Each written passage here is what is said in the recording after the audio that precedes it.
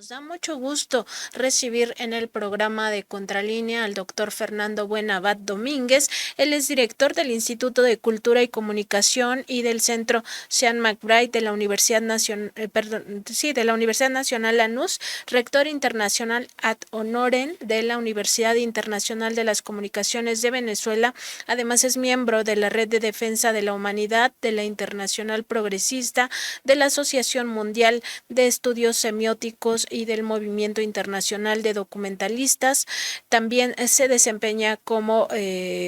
doctor en filosofía, máster en filosofía política, especialista en filosofía de la imagen, filosofía de la comunicación, crítica de la cultura estética y semiótica. Es director de cine, egresado de la Universidad de Nueva York y licenciado en Ciencias de la Comunicación. Buenos días, doctor. Nos da mucho gusto recibirlo en el programa de Contralínea. Un gusto grande saludarla a usted y a toda la audiencia.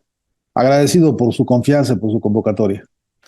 Pues, doctor, consultarle pues de cara a este proceso electoral que ya prácticamente estamos viviendo en México, que pues pone nuevamente a la ciudadanía la posibilidad de elegir a un presidente o presidenta de la República, preguntarle cómo observa esta disputa por el país. Ya cada vez queda mucho más claro que existen dos programas o dos proyectos de nación contrapuestos. Uno de ellos, el presidente López Obrador lo ha llamado el humanismo mexicano. El otro, pues, se basa sobre todo en el modelo neoliberal. ¿Cómo observa usted esta disputa por México? Queda mucho más claro, pues, que estamos, sí, ante un momento crucial para nuestro país, para la vida pública, pero sobre todo para el bienestar de las personas con mayores necesidades, que no son pocas, son más de 60 millones de personas en situación de pobreza en México. ¿Usted cómo observa esta circunstancia? Bueno, yo le puedo decir que el análisis que trabajo sobre esta realidad de México en el contexto también de lo que está ocurriendo en el mundo entero y en América Latina, ¿no? Lo veo desde el punto de vista del análisis de la problemática comunicacional y, y el diagnóstico que resulta de estas observaciones tiene que ver con, por un lado, viejas manías, viejas tradiciones de los poderes conservadores en México y en toda la región, acostumbrados a privilegios de todo tipo, a privilegios que se fundan en modelos de corrupción eh, que han sido y que son a la fecha razón de muchas luchas en todo el continente. De hecho, la lucha contra la corrupción es agenda obligatoria ya en toda la región por las calamidades enormes que ha significado el hurto, ¿no? El asalto disfrazado de institucionalidad y de legalidad y de todos los, digamos, los disfraces habidos y por haber. En México, esta lucha contra la corrupción tiene multiplicidad de expresiones. Una de ellas, desde luego, la corrupción política, y la otra, me parece la más dolorosa y la más costosa, ha sido la corrupción empresarial, no de todos, pero de un grupo, un sector del empresariado mexicano que ha sido cómplice de los saqueos más brutales. Estos están hoy dolidos porque el pueblo de México determinó por la vía democrática que quería un rumbo distinto, que quería combatir la corrupción, y para eso encontró un líder idóneo que ha venido luchando hace muchos años por esta consigna, por esta batalla contra la corrupción, que es el presidente López Obrador. Y esta derecha, además de haberse quedado enfurecida y encolerizada por haber perdido sus privilegios, o alguna buena parte de ellos, eh,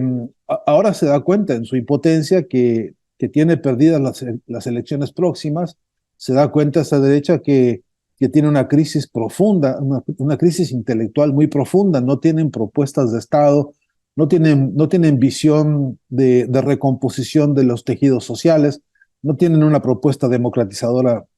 profunda, verdadera, no tienen autocrítica, que sería en todo caso un baluarte de la inteligencia política. En fin, entonces están atrincherados en una batalla mediática por ahora, y no solamente, pero sí como uno de sus emblemas más transparentes, y lo que tienen en mente, entre otras cosas, es reapropiarse de los recursos naturales del país, especialmente litios y petróleos que hoy son tan codiciados. Hay una oligarquía que está empecinada en malbaratar el agua de México, y hay una oligarquía empecinada en regalar la mano de obra del pueblo trabajador mexicano. Entonces, la disputa por México es hoy la disputa por los recursos naturales, la disputa por la fuerza de trabajo de los trabajadores nuestros, y la disputa por retornar a la hegemonía de la corrupción que durante tantas décadas nos lastimó y nos costó tanto. Ese es el escenario que yo veo, y en el que especialmente veo que las ofensivas que están desatándose ahora mismo, esta mañana y en los días anteriores, es una antesala clara de lo que va a pasar en cuanto se definan las candidaturas formalmente, y en cuanto quien resulte candidato formal por el proyecto de Morena y el proyecto de transformación del país, tan pronto se defina quién será, entonces tendrá que definirse una plataforma política con metas concretas, con compromisos específicos, y eso va a ser, a mi entender, el punto de partida de una nueva ofensiva mediática brutal en la que ya tenemos síntomas muy claros, ¿no? Un ejemplo a mi entender, muy patente es precisamente esto que se ha dado a conocer de las declaraciones del expresidente Fox y de la señora Robles y de la señora Galvez, que creo que están haciendo eso, un laboratorio, una antesala de pruebas, de lo que se llaman algunos laboratorios globos de ensayo, para ir midiendo capacidad de generación de sentido común, de opinión pública, y encadenar con esto, repito, una ofensiva que para los próximos meses veremos recrudecer enfáticamente.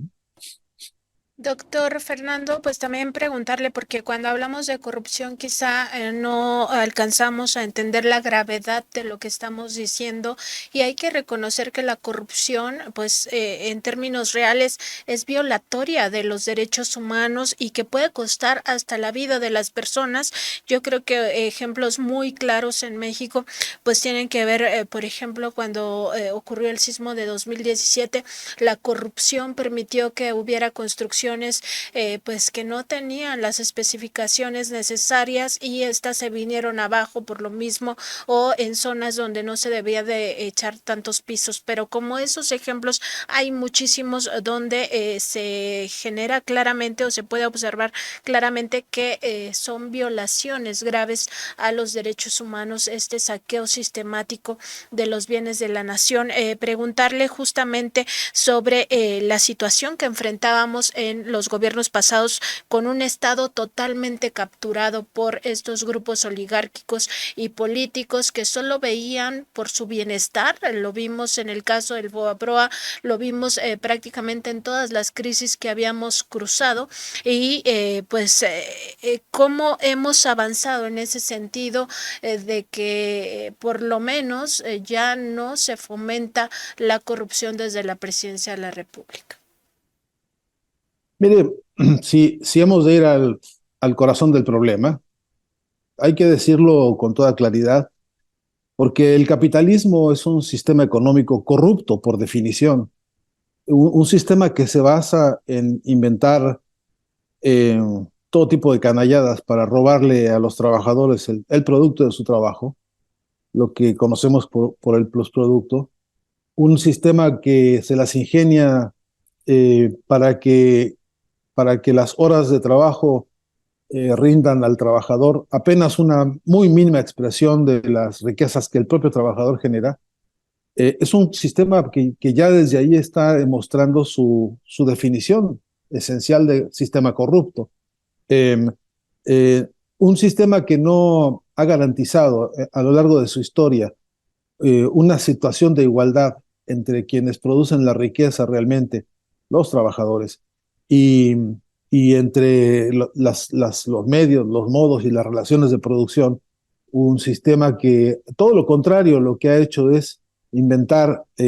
capas de organizaciones políticas, entre comillas, capas de organizaciones burocráticas que han sido, en su inmensa mayoría, en la historia del capitalismo, serviles a la lógica de la explotación de los pueblos y del planeta y de los recursos naturales. Por tanto, en cuanto tengamos como elemento de definición esencial de un sistema el permiso para la corrupción, entonces esa corrupción se va a desplegar y a repetir en todas las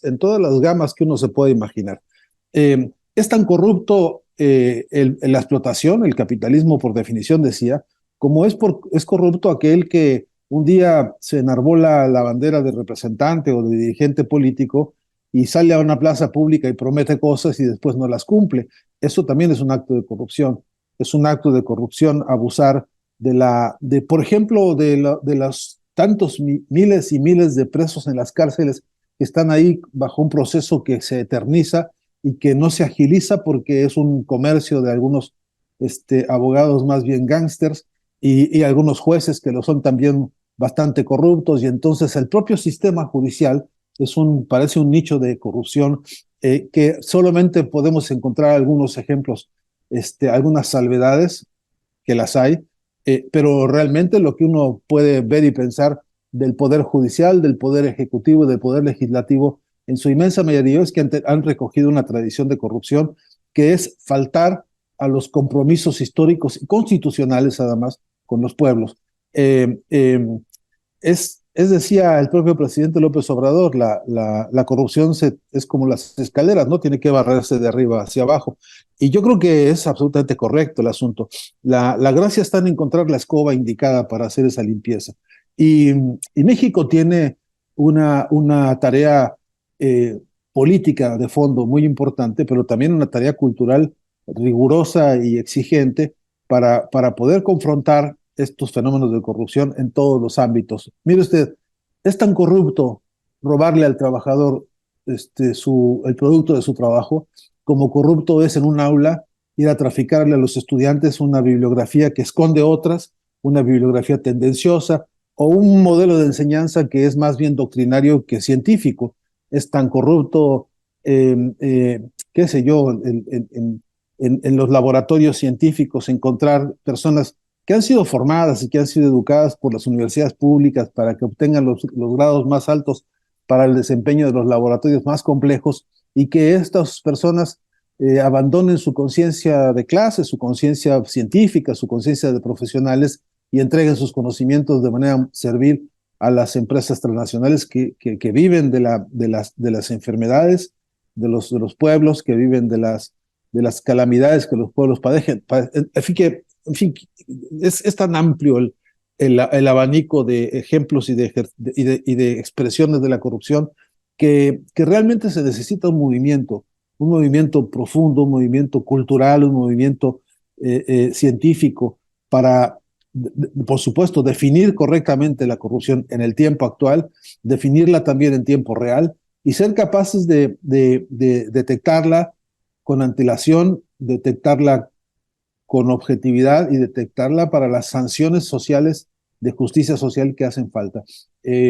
Eso es una agenda obligatoria. Yo me imagino que cualquiera de los candidatos que resulte, candidata o candidatos que resulten para las elecciones próximas, representantes de la Cuarta Transformación, deberán en su agenda, sí necesariamente, enriquecer el concepto de la lucha contra la corrupción, deberán sí necesaria y urgentemente enriquecer las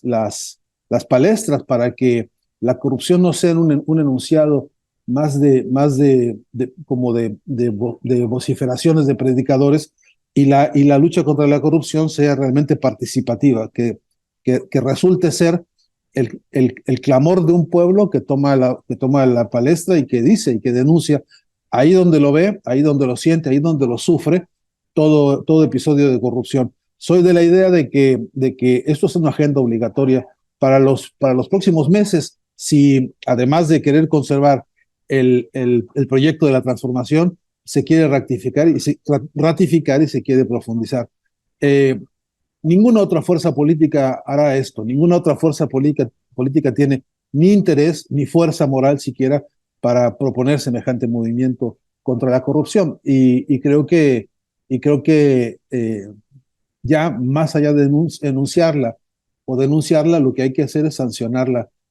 meticulosa y profundamente, sin equivocarse en sancionar a las víctimas más que a los victimarios. Doctor, pues creo que ya va quedando más claro de qué tamaño es la disputa por México y también por qué hay intervención de otros países, pues precisamente para perpetuar este modelo criminal, porque no se le puede llamar de otra forma al capitalismo y al modelo neoliberal económico. Preguntarle en este sentido, pues qué lectura le da precisamente a que el bloque conservador haya elegido como su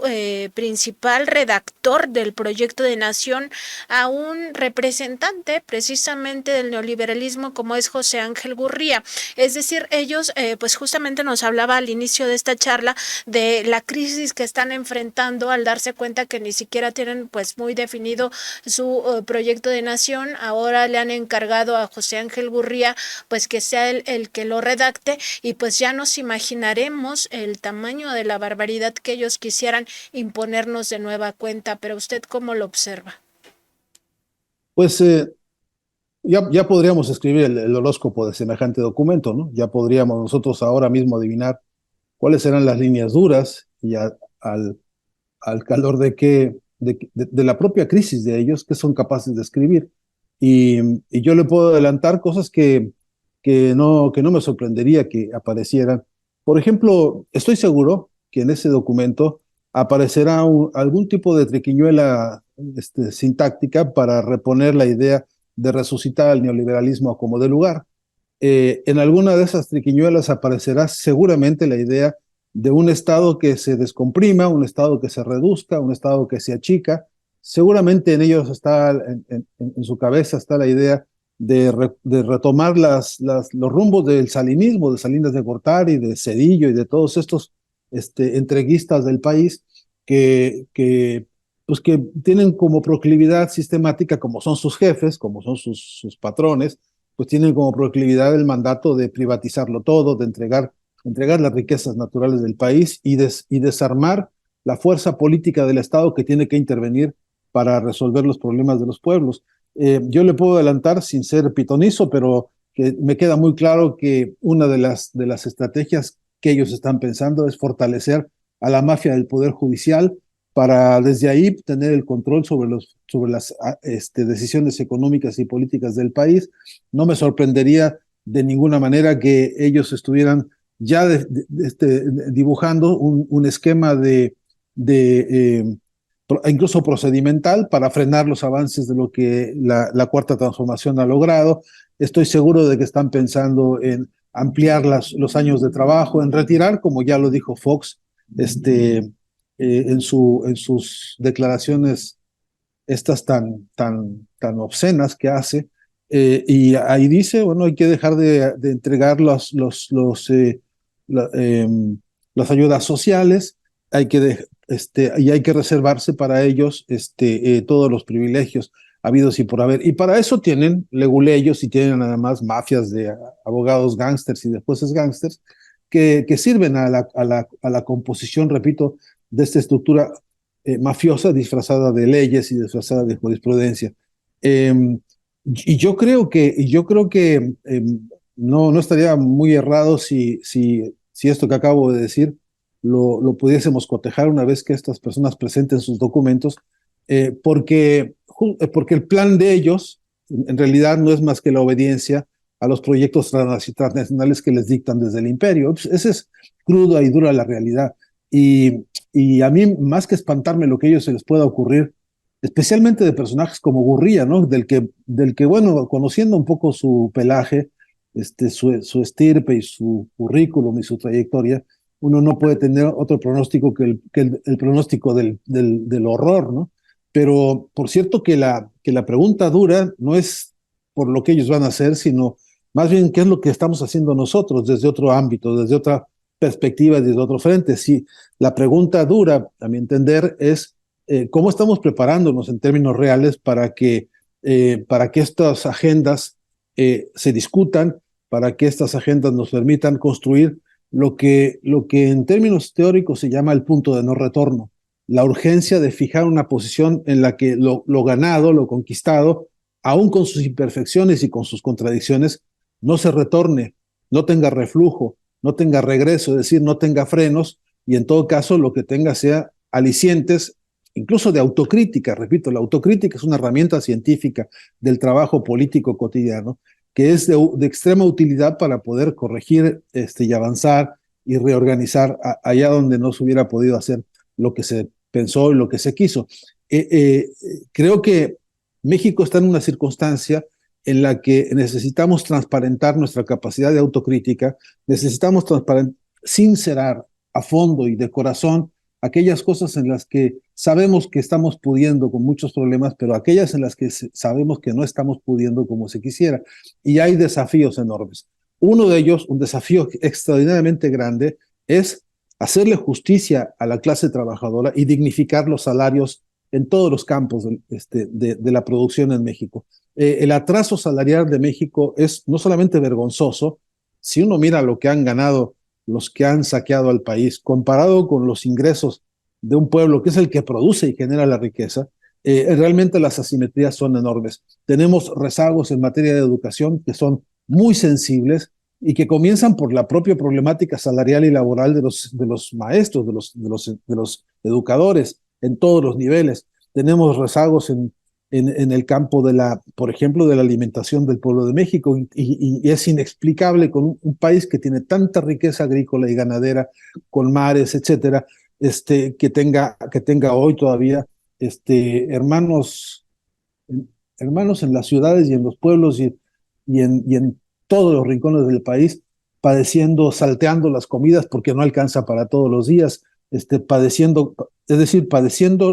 las limitaciones que no debería padecer nadie en un país tan rico. Y estos son rezagos históricos que entiendo que deben ser la agenda política de la hora, que no podemos aceptar nosotros ni eufemismos, ni vocabularios elegantes, ni diplomáticos. Tenemos que hablar con crudeza de los problemas de México, tenemos que hablar con crudeza de lo que se está haciendo todavía con insuficiencia y todavía con problemas, repito, con contradicciones, pero que tienen que ser corregidas sobre la marcha de un consenso nacional de participación. Hay que democratizar al país a fondo. Creo que una importante forma de la lucha contra la corrupción es la democratización hasta el último rincón del país. Y entonces que haya democracia en la comunicación, y que haya comunicación en la democracia, y que haya democracia en las aulas, y que haya democracia en las universidades, y que haya democracia en las fábricas y en las oficinas, todas. La democracia no puede ser una especie de entelequia o un desplante para un día de elecciones y nada más. La democracia tiene que ser una cultura vigorosa de todos los días. Y eso es una revolución que tiene que estar en la agenda de los líderes y dirigentes que en los próximos meses, que en las próximas semanas ya estarán encabezando el próximo periodo político de México. Y yo creo que tenemos que ponernos exigentes. Es nuestro derecho como ciudadanos, pero también es nuestra obligación aglutinar, fortalecer la participación, democratizar la participación, democratizar a Morena, por cierto, que también necesita ser un ejemplo y un bastión de una democracia muy vigorosa, democratizar los procesos en todos los ámbitos del país y por cierto, permitir que esa democratización también sea el advenimiento de una agenda verdaderamente de las luchas sociales y de los clamores que están hoy en la base del pueblo, algunas veces incluso no siendo escuchadas. Yo entiendo que con esa masa de criterios que hoy están sobre la mesa del debate, se puede consolidar un muy buen programa electoral, un muy buen programa de campaña, que no sea esta vez la voz individual de un candidato, sino que sea el clamor de las agendas de todos los frentes que están hoy exigiendo justicia social en el país. A mi entender, lo único realmente nuevo que se puede presentar es eso. Esta vez no venir con la especulación o los inventos de un líder, de un candidato, sea quien fuere, sino venir con la agenda que ese candidato ha recogido de la base de las luchas en la raíz profunda del pueblo mexicano, y entonces sea él capaz de ser el vocero de esas luchas. Un vocero fiel, un vocero confiable, un vocero comprometido o una vocera comprometida, quien fuese,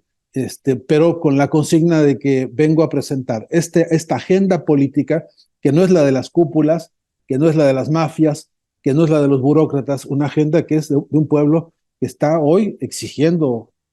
clamando por una profunda transformación que además tiene que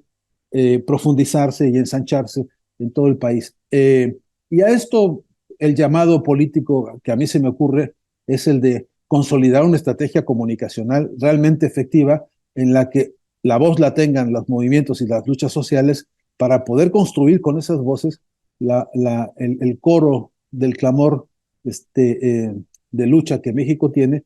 de cara a una victoria que seguramente deberá ser una victoria no para ganar solamente desde el punto de vista cuantitativo, sino para ganar desde el punto de vista cualitativo, es decir, ganar muchos, pero ganar con gran calidad de conceptos y de principios y de planes que además se puedan y se deben cumplir en el muy corto plazo. Doctora, aprovechando pues que está usted analizando todos estos conceptos y sobre todo esta parte de consolidar el no retorno y que tengamos conciencia de clase, que no nos dejemos llevar pues por toda esta manipulación ideológica donde muchos de los oprimidos acaban justificando y además aplaudiendo a los opresores, ¿no? En pues todo este, pues si podemos llamarlo lavado de cerebro que han intentado hacernos por la vía educativa, por la vía mediática, todo esto que nos decía de la ofensiva mediática brutal que vamos a enfrentar. Me gustaría hacerle este planteamiento que a mí me ha digamos como abierto los ojos en el sentido de que me parece un planteamiento muy claro de la filósofa Chantal Mouffe cuando habla de antagonismos y sobre todo esta idea de que no se puede pensar lo político si no se reconoce que hay conflictos que simplemente no tienen solución y que el capitalismo es ese tipo de conflictos sin solución porque siempre hay una parte que gana y hay otra parte que pierde y no hay manera de que esto en algún momento se reconcilie, o sea que los intereses de ellos, de los oligarcas, de los dueños del capital, de las grandes transnacionales, de los empresarios, de los políticos corruptos, concilien con los intereses de nosotros, de las mayorías, y siempre vamos a perder como mayoría. Preguntarle, doctor, si acaso el camino del no retorno también tiene que ver con la radicalización de la lucha de los de abajo, y en todo caso cómo tendría que ser ese camino más radical pues para entender que nunca va a haber conciliación, que ellos en realidad no van a generar nunca modelos basados en la igualdad, siempre se va a fomentar la desigualdad porque ellos siempre van a estar amasando riqueza a costa, pues sí, de lo que usted también nos decía, la explotación de los trabajadores. Sí, bueno, es que es un proceso. Todo esto efectivamente comienza por reconocer, eh, por un lado, el carácter histórico de la contradicción central, que es la contradicción capital-trabajo, ¿no? Esta contradicción eh, solo se resuelve cuando el trabajador es el que define cómo construye la riqueza, el que participa directamente en los medios, en los modos y en las relaciones de producción. Es decir, cuando los trabajadores pueden intervenir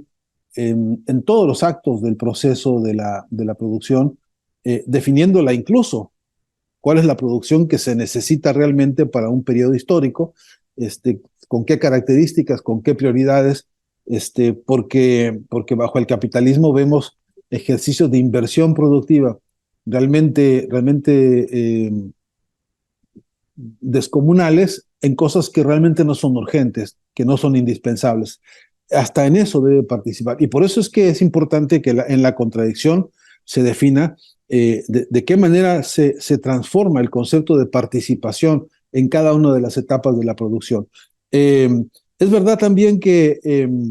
bajo el capitalismo es irreconciliable esto, porque por un lado, veamos, ellos son los dueños del monopolio de la violencia. Ellos controlan las armas, ellos controlan a los ejércitos, ellos controlan a todas las fuerzas represivas y están dispuestos a ponerlas en la calle para reprimir a la más mínima de las expresiones de un pueblo que quiere decirles que está harto del hambre, de la exclusión, de todos los abusos que vemos en todos los niveles, empezando por el abuso que representan los bajísimos salarios que se pagan por jornadas absolutamente extenuantes de trabajo, y en todas las áreas. Es cierto que entonces ante la problemática, como no hay soluciones milagrosas, y como también la historia de cada pueblo tiene sus condiciones y tiene sus propias, sus propias fuerzas activas movilizándose, los recetarios son inútiles para esto. Lo que no es inútil es pensar que, primero, ante el problema vamos a tener algún tipo de resultado positivo si estamos desorganizados. Ante este problema económico, político, cultural, educacional, incluso estético y ideológico que atravesamos en México y en América Latina, si estamos pensando que lo vamos a resolver de manera individual porque a algún genio se le ocurrió escribir un libro o alguna conferencia o alguna anécdota, pues la verdad es que estamos condenados al fracaso por esa vía, porque ya lo hemos visto una y otra vez, que el individualismo no solamente no resuelve los problemas de los pueblos, sino que además los empeora. Y, y entonces lo que resulta indispensable es la organización de los pueblos en torno a una fórmula de organización. En algún momento se ha pensado que la fórmula la formulación debe ser a través de partidos políticos o a través de movimientos sociales o de organizaciones diversas que pueden ser artísticas, científicas, deportivas, etcétera, y que en cada una de las escalas y en cada uno de los frentes tenga a su vez un programa de transformación que modifica el correlato de las fuerzas y las decisiones internas. Yo sigo creyendo que el concepto de partido todavía no se ha desarrollado como debía haberse hecho. Todavía creo que los partidos políticos tienen mucho por hacer y por decir, si es que realmente son partidos de la base, partidos de los pueblos, y si es que realmente obedecen a un programa de transformación para derrotar estas asimetrías o desigualdades de las que estamos hablando. Pero no son los únicos. Y creo que los momentos históricos van ofreciendo posibilidades. Yo veo como una urgencia enorme que esta disquisición sobre las contradicciones internas del sistema capitalista y las contradicciones internas, incluso en los procesos organizativos, se ventilen con una dinámica en la que no hay manera de salir sino abriendo la participación a los distintos frentes. No veo posible por ejemplo, una organización política de masas fuerte en México que no esté constituida poderosamente por sindicatos, que a su vez sean sindicatos poderosos por su vida democrática y por la juventud que está discutiendo los problemas no solamente económicos, sino los problemas del futuro y de la política del país, que no están discutiendo la grilla, sino que están discutiendo la política de fondo, que es eso, igualdad de oportunidades, pero sobre todo igualdad de condiciones. Y para que la igualdad de condiciones sea factible, lo que requerimos es, primero, que haya unidad, acuerdo unitario en eso, y que nos permita ese acuerdo unitario consolidar y concitar los métodos, los pasos, los tiempos con que hay que trabajar para avanzar esto. Sí que eso se llama radicalizar, porque en el sentido, digamos, común de la expresión de la palabra radicalización, eh, este, lo que significa es ir a las raíces. Y sí que necesitamos ir a la raíz de los problemas, no solamente a sus consecuencias y no solamente a sus efectos. Hay que ir a las causas de todos los problemas, pero la causa de los problemas es dificilísimo caracterizarla o explicarla porque, por mi opinión personal o por lo que yo dije haber estudiado de no sé qué teóricos, la causa profunda se descubre en colectivo. Y esto le pasó, por ejemplo, le pasó a uno de los más importantes filósofos y políticos de nuestro tiempo, que se llama Carlos Marx. A él le fueron a pedir los compañeros organizados de las clases trabajadoras, le fueron a pedir ayuda, le dijeron, oye, don Carlos, no sé cómo le habrán dicho, pero don Carlos o Carlitos o Charlie, no sé, ayúdanos a escribir este conjunto de ideas, organizarlas en un documento para poder debatir. ¿Debatir qué? La organización de un partido, de una fuerza organizada de los trabajadores para resolver los problemas que los angustiaban y que los tenían martirizados. Y Marx insistió en esto y se las ingenió la última palabra de su manifiesto, del manifiesto de los trabajadores, del manifiesto comunista, ahí dijo muy claro, la última palabra que puso, 5 letras, muy chiquita palabra, pero muy contundente,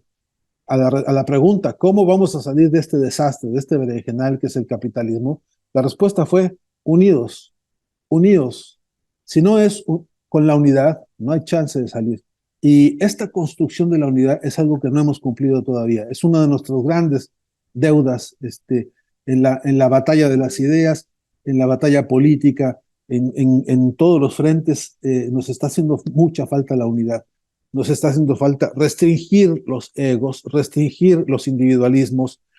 convertir el yo en el nosotros que hace falta para que la etapa sea superada por nosotros y no por un caudillo, un líder o un iluminado de esos que andan vendiendo